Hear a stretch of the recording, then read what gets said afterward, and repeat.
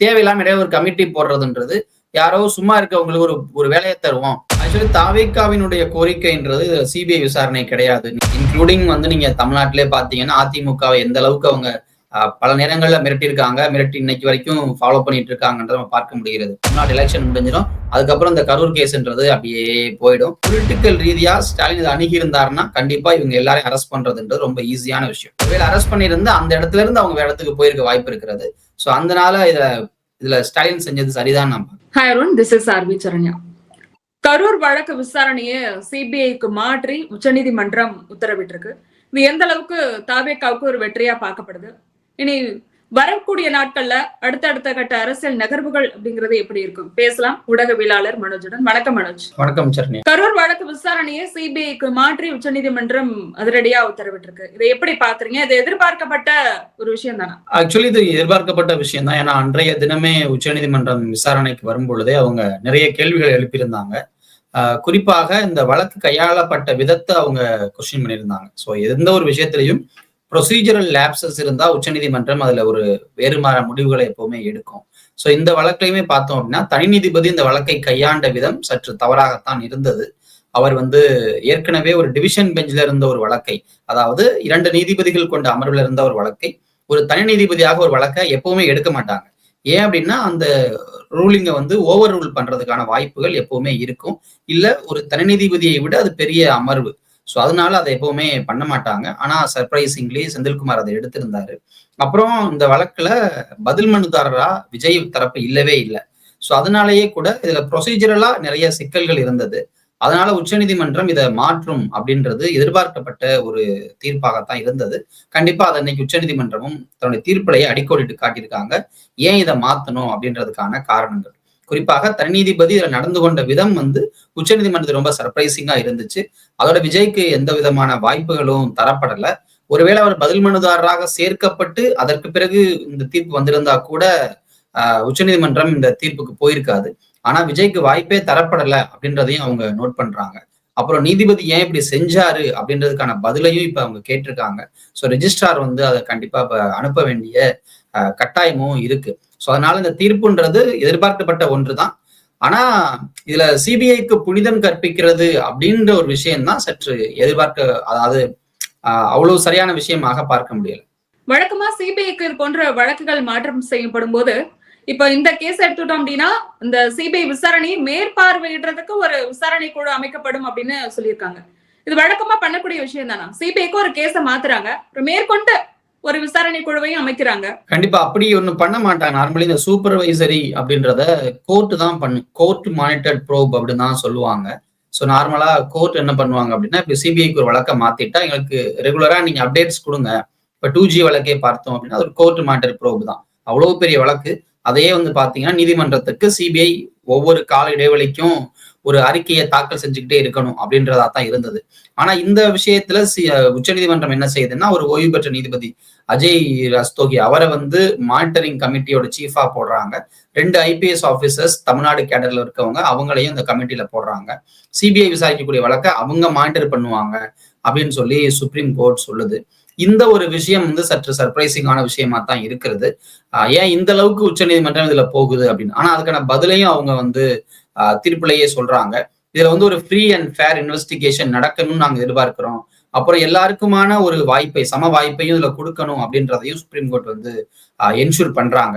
ஏன் அப்படின்னா தாவேகா கேட்டது ஒரு கோர்ட் மானிட்டர்ட் ப்ரோப், அதை வந்து ஒரு ரிட்டையர்ட் ஜட்ஜ் பண்ணணும்னு தாவேகா கேட்டிருந்தாங்க. சுப்ரீம் கோர்ட் வந்து கோர்ட் மானிட்டர் ப்ரோபா இருக்கலாம், ஆனா அது தமிழ்நாடு கவர்மெண்ட் பண்றது எந்த அளவுக்கு சரியா இருக்கும், இல்ல தமிழ்நாடு போலீஸ் பண்றது எந்த அளவுக்கு சரியா இருக்கும் அப்படின்றதையும் அவங்க வந்து நினைக்கிறாங்க. அதனாலதான் சிபிஐக்கு மாத்தணுன்ற இடத்துக்கு வர்றாங்க.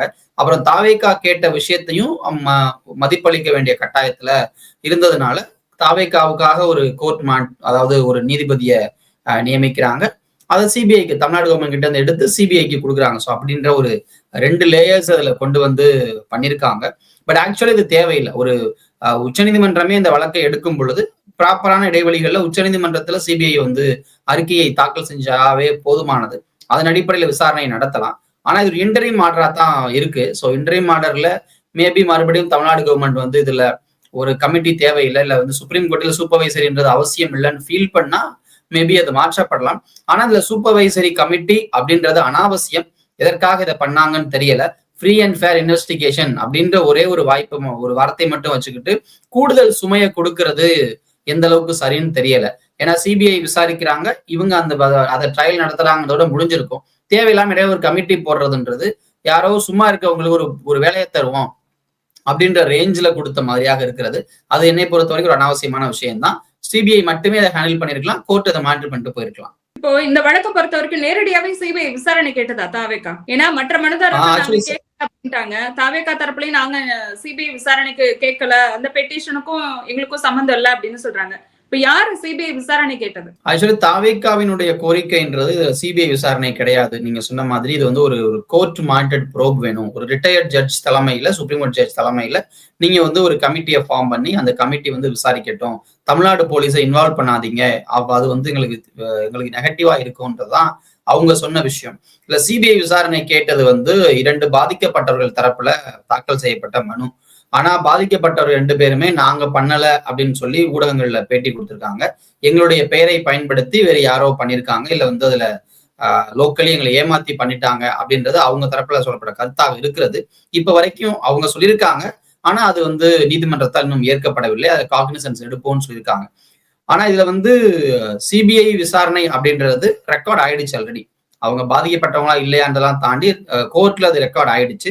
தாவேக்காவும் ஒரு சுப்ரீம் கோர்ட் மானிட்டர் ப்ரோப் கேட்டாங்க. ஸோ அப்படின்றப்போ இதுல வந்து உச்சநீதிமன்றம் முடிவெடுப்பதற்கு அனைத்து அதிகாரமும் உங்களுக்கு இருக்கு. அவங்க சிபிஐக்கு மாத்தினாலும் மாத்தலாம், இல்ல வந்து சுப்ரீம் கோர்ட் மானிட்டர் ப்ரோப்பாக கண்டினியூ பண்ணாலும் பண்ணலாம், இல்ல எஸ்ஐடியவே வந்து கண்டினியூ பண்ணுங்க நாங்க மாற்று பண்ணிக்கிறோம்னு சொல்லலாம். ஸோ இல்ல சுப்ரீம் கோர்ட்டினுடைய அந்த ரோல் நம்மளால கேள்வி கேட்க முடியாது. ஏன்னா சுப்ரீம் கோர்ட்டை பொறுத்த வரைக்கும் எஸ்ஐடி வேணாம் அப்படின்ற இடத்துல இருந்து வேற எங்கேயோ ஒருத்தர் கொடுக்கணும் அப்படின்ற இடத்துக்கு அவங்க வர்றாங்க. அப்ப அவங்களுக்கு இருக்க ஒரே ஆப்ஷன் இல்ல சிபிஐ மட்டும்தான். ஏன்னா இதுல நேரடியாக விசாரிக்கக்கூடிய அமைப்பாக எந்த இன்வெஸ்டிகேஷன் டீமும் இருக்காது எக்ஸப்ட் தமிழ்நாடு போலீஸ். நீங்க தமிழ்நாடு போலீஸ்ல இருந்து ஒரு வழக்கு எடுக்கிறீங்கன்னா அது எய்தர் சிபிஐக்கோ இல்ல வந்து வேற ஏதாவது ஒரு ஏஜென்சி தான் நீங்க கொண்டு வரணும். அப்படி இருக்க ஒரே ஏஜென்சின்றது இந்தியாவில சிபிஐ மட்டும்தான். ஏன்னா இது வந்து ஒரு டெரர் கேஸ் எல்லாம் கிடையாது, என்ஐஏ கிட்டலாம் மாத்துறதுக்கு. ஸோ அப்படின்றப்போ இருக்கிற ஒரே ஏஜென்சி சிபிஐ தான். அதை தாவேக்கா மறைமுகமா கேட்டிருக்காங்க, எங்களுக்கு சுப்ரீம் கோர்ட் மானிட்டர் ப்ரோப் வேணும் அப்படின்றது. ஸோ இருக்கிற ஒரே ஆப்ஷனா சிபிஐ இருந்ததுனால அங்க மாத்திட்டாங்க. ஸோ யாரு கேட்டாங்க கேட்கலன்றது முக்கியம் இல்லை. இன்வெஸ்டிகேஷனை மாத்தணும்னு நீங்க முடிவெடுத்தாலே உங்களுக்கு இருக்க ஒரே ஆப்ஷன் சிபிஐ மட்டும்தான் நம்ம நாட்டை பொறுத்தவரை இன்வெஸ்டிகேஷன் பண்றதுக்கு. இல்லைன்னா வந்து நீங்க தமிழ்நாடுனா நீங்க போலீஸ் தான், அதுல இருந்து அதிகபட்சம் சிபிசிஐடிக்கு மாத்தலாம், அப்படிதான் இருக்க முடியும். ஸோ இங்கே அதுக்கான வாய்ப்புகள் கிடையாது. வேற மாநில போலீஸை தமிழ்நாட்டுல கொண்டு வந்து என்கொயரி பண்ணி அனுப்ப முடியாது. ஸோ அப்ப இருக்கக்கூடிய ஒரே மத்திய ஏஜென்சின்றது சிபிஐனால அதுக்கு மாத்திருக்காங்க. ஸோ அதுல ஒன்றும் தப்பு இல்லை. இல்ல இது வந்து லீகலா தாவேகாவுக்கு எந்த அளவுக்கு ஒரு வெற்றியை கொடுத்திருக்கு இந்த ஜட்ஜ்மெண்ட் அப்படிங்கிறது? ஆக்சுவலி லீகலி பெரிய வின் தான் அவங்களுக்கு. நீங்க தாவேகா பாத்தீங்கன்னா இங்க அவங்களுக்கு முன்ஜாமீன் மனுக்கள் ரத்து செய்யப்பட்டது, இல்ல வந்து லோக்கலி கோர்ட்ஸ்ல நிறைய மதுரை கோர்ட்டா இருந்தாலும் சரி, சென்னை கோர்ட்டா இருந்தாலும் சரி, 2 இடத்துலயுமே அவங்க லீகல் டீம் வந்து பெருசா ஒன்றும் பெர்ஃபார்மே பண்ணல. நிறைய திட்டு தான் வாங்கினாங்க. அப்புறம் அவங்களுடைய வாதங்களும் அவ்வளவு சிறப்பா இல்லை. ஆனா ஃபர்ஸ்ட் டைமா சுப்ரீம் கோர்ட்ல 2 பிக் லாயர்ஸ், கோபால் சுப்பிரமணியம், அவர் வந்து ஃபார்மர் சொலிசிட்டர் ஜெனரல், அதுவும் இல்லாம சுப்ரீம் கோர்ட் ஜட்ஜ் ஆக வேண்டியவர்.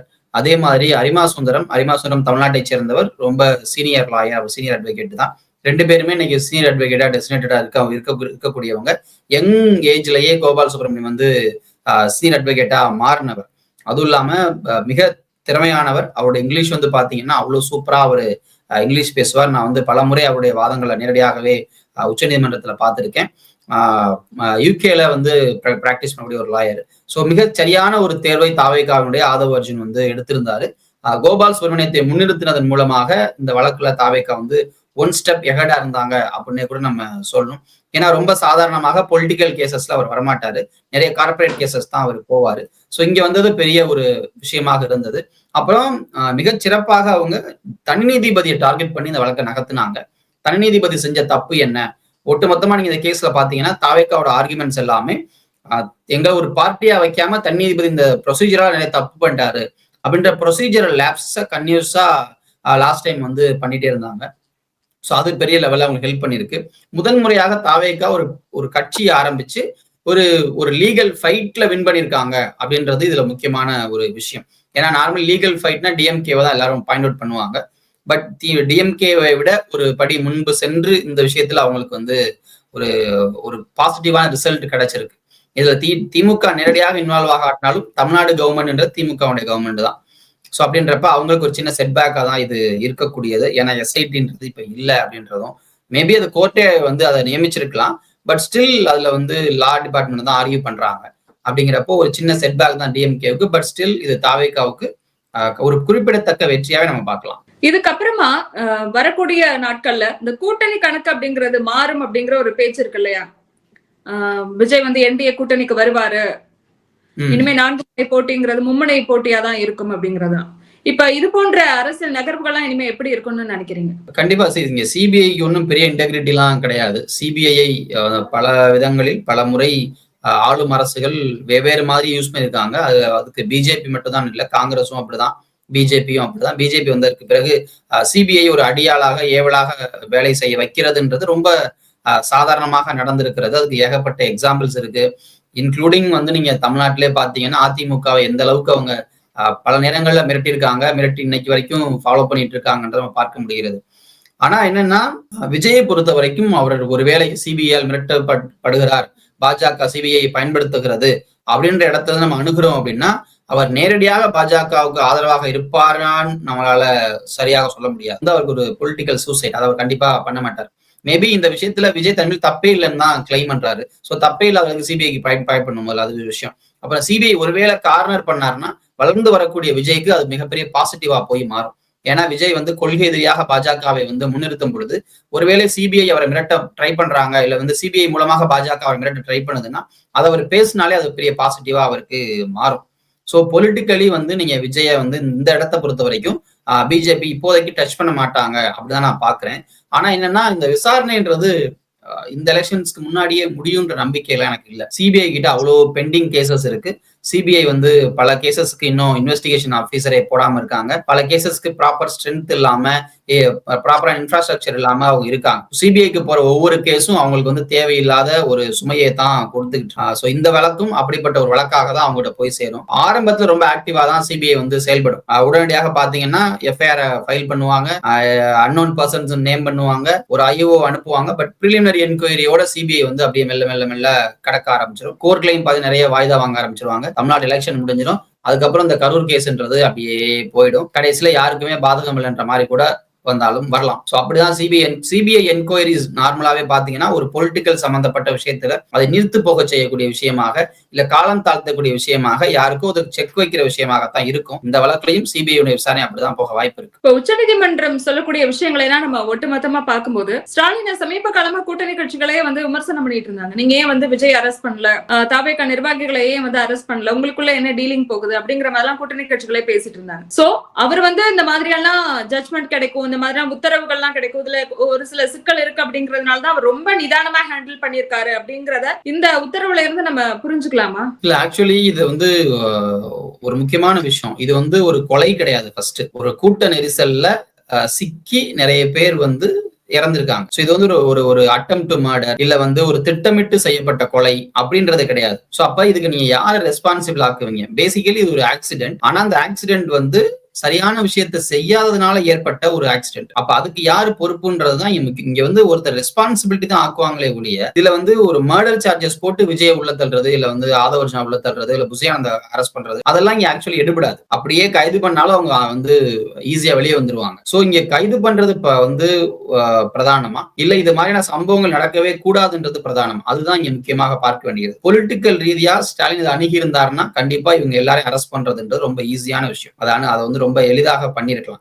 ஆனா அவர் பண்ணதன் மூலமாக என்ன ஆகும்னா தாவேகாவுக்கு ஒரு பெரிய லைம்லைட் கிடைக்கும்.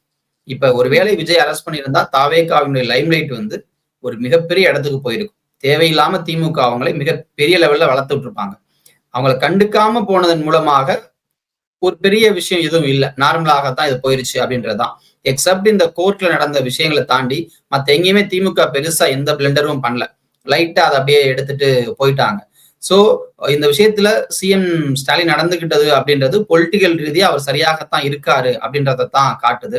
இல்லைன்னா தேவையில்லாம தாவேகாவுக்கு அவங்களே ஊதி பெருசாக்கி இவங்க நமக்கு போட்டி அப்படின்ற இடத்துக்கு நகர்த்தின மாதிரியாக அது மாறி இருக்கும். விஜயும் அதைத்தான் எதிர்பார்த்திருந்திருப்பார். நம்முடைய ஆட்களை யாராவது அரெஸ்ட் பண்ணுவாங்க, முக்கியமானவங்களை கைது பண்ணுவாங்க, அது மூலமா ஒரு பொலிட்டிக்கல் மைலேஜ் கிடைக்கும் தான். பட் இது பண்ணாததே வந்து ஆக்சுவலி ஒரு பொலிட்டிக்கலி ஒரு நல்ல மூவாகத்தான் நான் பாக்குறேன்.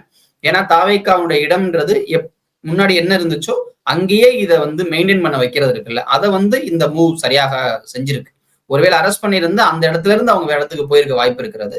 சோ அதனால இதுல ஸ்டாலின் செஞ்சது சரிதான். நம்ம இந்த இன்னைக்கு உச்ச நீதிமன்றத்துல வந்திருக்கக்கூடிய இந்த உத்தரவு திமுகவுக்கு கூட பின்னடைவு தான் அப்படின்னு சொன்னீங்க. இது அரசியல் ரீதியா எப்படி இனிமே வரக்கூடிய நாட்களை அணுகுவாங்க? ஏன்னா இனிமே வந்து எலெக்ஷனுக்கு இன்னும் கொஞ்ச நாள் தான் இருக்கு, கேம்பெயின்ல இதே அவங்க சொல்லலாம். இல்ல, இப்ப தாவேக்காவை பொறுத்த வரைக்கும் அவங்க ஒரு லீகல் ஃபைட்டை நீங்க பொலிட்டிக்கலி பெருசா யூஸ் பண்ண முடியாது. இப்ப இந்த லீகல் ஃபைட்ல என்ன பிரச்சனை அப்படின்னா, இன்னும் விசாரணை முடியல, யாருக்கும் கிளீன் சீட் கொடுக்கப்படல. உச்சநீதிமன்றம் ஒரு விசாரணையை ஒருத்தர்கிட்ட இருந்து இன்னொருத்தர் மாத்தி இருக்கு, அவ்வளவுதான். அப்படி பார்த்தா திமுக வந்து பலமுறை ஆட்சி கட்டிலுக்கு வந்திருக்கணும், ஒவ்வொரு முறையும் பழிவாங்கப்பட்ட பொழுதும் வரல. ஸோ அதனால லீகல் ஃபைட்டை மக்கள் பெரிய லெவல்லாம் எடுத்துக்க மாட்டாங்க, அன்லஸ் அன்டில் அது வந்து ஒரு மிகப்பெரிய மாற்றத்தை ஏற்படுத்தக்கூடிய விஷயமாக இருந்தாதான். ஆனா பொலிட்டிக்கலி இதை வந்து பாரு, எங்களுக்கு வந்து ஒரு பெரிய வின் கிடைச்சிருச்சு, திமுக முடக்க பார்த்துச்சு, நாங்க வந்து அதுல இருந்து ஜெயிச்சிட்டோம் அப்படின்னு சொல்றதோ, தமிழ்நாடு போலீஸ் கிட்ட இருந்து அந்த வழக்கு சிபிஐக்கு போயிடுச்சு அப்படின்னு சொல்றதோ எந்த அளவுக்கு உதவும் எனக்கு தெரியல. ஏன்னா இது வந்து ஒரு சின்ன ஒரு ஊர்ல நடந்த ஒரு விஷயம். கரூர்ல இந்த விஷயம் வந்து இன்னைக்கு ஒண்ணு இல்லாம போயிடுச்சு. கரூர்ல இந்த 41 குடும்பங்களையும் நாங்க போய் பார்க்கும் பொழுது ஒவ்வொரு குடும்பத்திலையும் இந்த விஷயம்ன்றது அவ்வளவு பெரிய விஷயமாக பார்க்கப்படலை. ஏன்னா அவங்க வந்து தெரிஞ்சே தான் நாங்க போனோம், நாங்க வந்து விஜயை பார்க்கணும்னு போனோம், இந்த விஷயத்துக்கு நாங்க தான் பொறுப்புன்னு தங்களை தான் குற்றம் சொல்றதுல அவங்க மும்முரமா இருந்தாங்களே ஒழிய, இதுல மற்றவர்களை குற்றம் சொல்வதற்கும் மற்றவங்களை கை காட்டுறதுக்கும் அங்க இருந்த யாருமே இதுவா இல்லை. அப்புறம் அங்க இருந்த எல்லாருக்குமே ஏதோ ஒரு பயமும் மரியாதையும் மற்ற எல்லார் மேலேயுமே இருக்கிறது, தாவேக்கா மேலேயும் இருக்கிறது, திமுக மேலேயும் இருக்கிறது. சோ அதனால அவங்க எல்லாருமே வந்து இந்த விஷயத்த ஈஸியா கடந்து போகத்தான் பார்த்தாங்க. ஏன்னா இது நமக்கு மேபி ஒருவேளை நம்ம சொன்னா பிரச்சனை ஆகலாம், சொல்லாட்டினாலும் பிரச்சனை ஆகலாம், இதுல நம்ம அமைதியாக இருப்பதே சரி அப்படின்ற ரேஞ்சில தான் மொத்த கூட்டமுமே அந்த விஷயத்த அணுகுனாங்க. சோ கரூர் விஷயம் இப்போ ஒண்ணுல, தூத்துக்குடியில் நடந்த அந்த துப்பாக்கி சூடே இருக்கு, அதனால அதிமுக ஏதாவது செட்பேக்கான்னு கேட்டீங்கன்னா ஒரு செட்பேக்கும் கிடையாது. மக்களுக்கு தான் அது கஷ்டமே ஒழிய, பார்ப்பவர்களுக்கு தான் கஷ்டமே ஒழிய, பொலிட்டிக்கல் பார்ட்டிஸுக்கு இது மாதிரி நடக்கிற எந்த விஷயமும் கஷ்டமே கிடையாது. அவங்களை பொறுத்த வரைக்கும் வந்து இதை ஈஸியாக கடந்து போயிடுவாங்க, இல்ல அதுல பொலிட்டிக்கல் ரீதியாக ஏதாவது பெனிஃபிட் கிடைக்குமா அப்படின்ற இடத்துக்கு போயிடுவாங்க. மக்களும் வந்து அந்த விஷயத்த கடந்து ஈஸியா போயிடுவாங்க. ஒருவேளை வந்து தூத்துக்குடி துப்பாக்கி சூடுல நடந்த விஷயங்கள் வந்து மக்களை பெரிதாக பாதிச்சிருக்குன்னா அதிமுகவுக்கு 10 இடம் கூட கிடைச்சிருக்க கூடாது. ஆனா அதிமுக ஒரு குறிப்பிடத்தக்க எதிர்கட்சியாக வந்து நிக்குது. தமிழ்நாட்டில் அப்படி பல சம்பவங்கள், வாச்சாத்தி படுகொலையில இருந்து கீழ்வெண்மையில இருந்து பல சம்பவங்கள் நடந்திருக்கு. அப்போ ஒவ்வொரு சம்பவத்துக்கும் உண்மையிலேயே மக்கள் வந்து அதை நினைச்சு பழி வாங்குவாங்க நம்ம நினைச்சோம்னா இன்னைக்கு தமிழ்நாட்டுல எந்த அரசியல் கட்சியும் அரசியல் செஞ்சிருக்கவே முடியாது. தருமபுரியில மாணவிகளை பேருந்துல வச்சு எரிச்சாங்க, என்னாச்சு? ஒண்ணும் ஆகலையே. இன்னைக்கும் வந்து அந்த ஏரியாக்கள்ல அதிமுக ஸ்ட்ராங்கா தான் இருக்கு. ஸோ அப்படின்றதுனால நீங்க வந்து இந்த மாதிரியான விஷயங்கள் கட்சிகள் பேசுவதற்கு பயன்படும். ஆனா வந்து கிரவுண்ட்ல அது பெரிய லெவல்ல அந்த ஏரியால மேபி எதிரொலிக்கலாம், அவ்வளவுதான். மற்றபடியே ஒட்டுமொத்தமாக இது அரசியல் ரீதியாக யாருக்கும் பெரிய பலனை தராது. ஆனா இன்வெஸ்டிகேஷனை மாத்தினதன் மூலமாக சில பேருக்கு சில வாய்ப்புகளை இது கொடுத்திருக்கு.